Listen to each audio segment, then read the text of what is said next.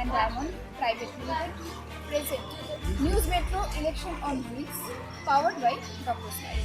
এই পর্বে আমরা এই মুহূর্তে উপস্থিত হয়েছি উত্তর এখতিয়ার সালের পুরাতন বটতলা এলাকায়।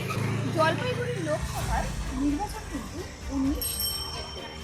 তবে তাদের প্রার্থীদের নিয়ে তাদের কী প্রত্যাশা রয়েছে এবং কী কী তারা উন্নয়ন চাইছে সেই সমস্ত বিষয়ে আমরা কিন্তু তাদের মধ্যে কিন্তু সাংসদ ছিল ডক্টর সে এই 5 বছরে কী কী উন্নয়ন করেছে? জয়ন্ত কুমার নায়ের নামটা তো আপনার কাছেই শুনলাম।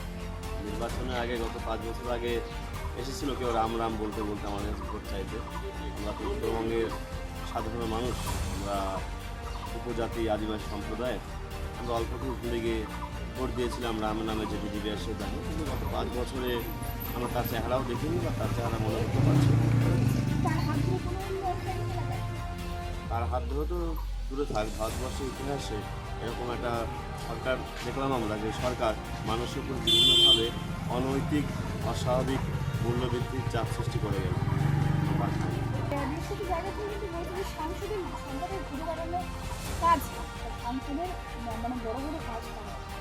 সাংসদ তো আমরা বিভিন্ন জায়গায় দেখেছি, এই আমাদের জলপাইগুড়ি যে এসসি সংসদীয় এরিয়া আছে, এখানে তো বিভিন্ন জায়গায় পোস্টারও করেছিল যে সাংসদ কোথায়, সাংসদ নিকট। আমরা আমাদের ভাই বোনেদের বিভিন্ন যে স্কলারশিপে হোক বা ডাক্তারি চিকিৎসা ব্যবস্থায় হোক, যে কোনো কাজে আমরা সাংসদকে চেয়েছিলাম, কিন্তু আমরা কখনোই সাংসদকে পাইনি কোনো কাজে। আমরা সাংসদের অভাব সাংসদ কখনো পাইনি, এই অঞ্চলে কখনো দেখিনি সাংসদকে। আমরা শুধু শুনেছি যে আমাদের জলপাইগুড়ির সাংসদ আছে এবং কোনো রকম কোনো কাজে আমাদের সাংসদের সহযোগিতা আমরা পাইনি বা জানি না আমরা সাংসদ বলে এখানে এই অঞ্চলে আছে।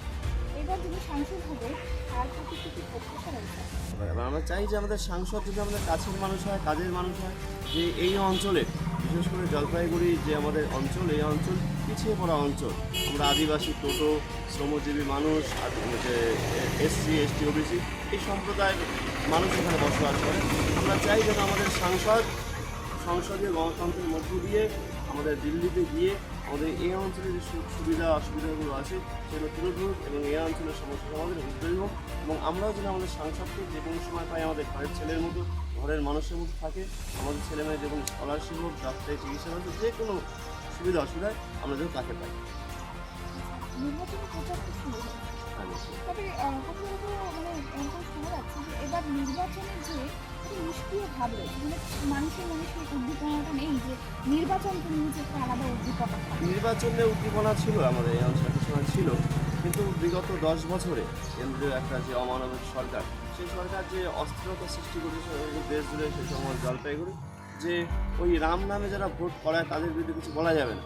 মানুষ তাই চুপচাপ আছে, আসল কি কাজ করতে হবে মানুষ সে সম্পর্কে সজাগ আছে, মানুষ ভোটের বাক্সে তার জবাব দিবে।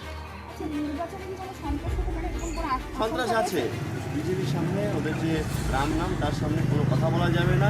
তাদের সামনে কথা বললে হয় এনআইএ, নয় সিবিআই, নয় ইডি, এসব নিয়ে তাদের আমাদের সাধারণ মানুষকে হেনস্থা করে, এই তাদের কাজ। হ্যাঁ, একদিন হচ্ছে 26 তারিখে, দুদিন এই নির্বাচনে মানে কীভাবে উপভোগ করবেন যে শহর শিলিগুড়িতে দুদিন?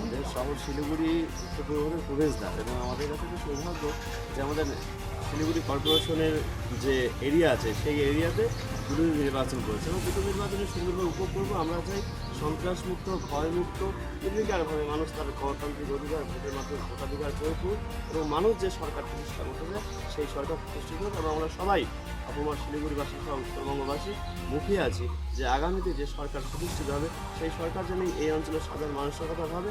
এবং যেহেতু আমাদের উত্তরবঙ্গ আদিবাসী, উপজাতি, টোটো, রাভা এই সমস্ত পিছিয়ে পড়া জনজাতির বসবাস, তাদের জন্য কথাগুলো সংসদে তুলে ধরে এই অঞ্চলের সমস্যা সমাধানে আমাদের সাংসদ যেই হবে না কেন তিনি যিনি উদ্যোগী।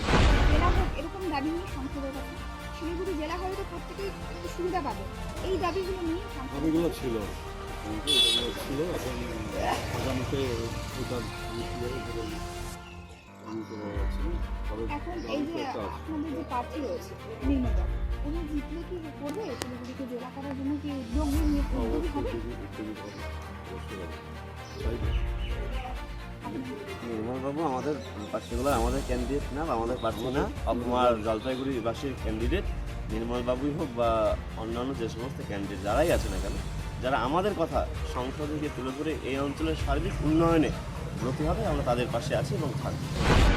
পুরনিগম অন্তর্গত 40 নম্বর ওয়ার্ডের পুরাতন বটতলা এলাকায় আমরা মানুষের মানুষ তারা সাংসদের কাছ থেকে কিন্তু চাইছে আগামী লোকসভা নির্বাচনে যে বিজয়ী হয়ে সাংসদ হবে তাদের কাছ থেকে কী কী প্রত্যাশা রয়েছে এবং যিনি ছিলেন তার কাছ থেকে কী পেয়েছেন এবং কী পারেন সে সমস্ত কিছু লাইট ওয়েট গয়না প্রারম্ভিক নিয়ে এবার হাজির শিলিগুড়ির বিধান জুয়েলার্স অ্যান্ড ডায়মন্ড প্রাইভেট। এবার মেগা শোরুম খুলতে চলেছে শিলিগুড়ির সেবকপুর। প্রায় 10 বছরেরও বেশি সময় ধরে শিলিগুড়ি শহরবাসীর একমাত্র নির্ভরযোগ্য প্রতিষ্ঠান হলো বিধান জুয়েলার্স। আমাদের ইভেন্ট ইলেকশন অন হুইলসকে আরও দমদার করতে আন্তরিকভাবে শুভেচ্ছা জানাই বিধান জুয়েলার্স। গয়না নিয়ে কী ভাবনা? গয়না তো আমাদের মহিলাদের একটা অলংকার, আমরা গয়না পরতেও ভালোবাসি, বানাতেও ভালোবাসি। শুধু মানে ইয়েতে থাকি যে কখন দাম কমবে আর কখন আমরা বানাবো। পাশে আর আপনার কী মনে হয় গয়না? গয়না নিয়ে গয়নাটা মেয়েছেলে সবাই গয়নারই পছন্দটা করে বেশি। আমরা তো গরিব মানুষ, গয়না বানাইতে পারি না, গয়নার দাম বেড়ে গেছে। তো সবাই তো মেয়েছেলে চায় যে কিছু না কিছু একটু সোনা কানের বানাই, গলার বানাই, এটুকুই তো সবারই আছে। আমি তো গোড়া গয়না কিছু বানাইতে পারি না, দামে কমে না, দাম বাড়তেছে এই আর কি।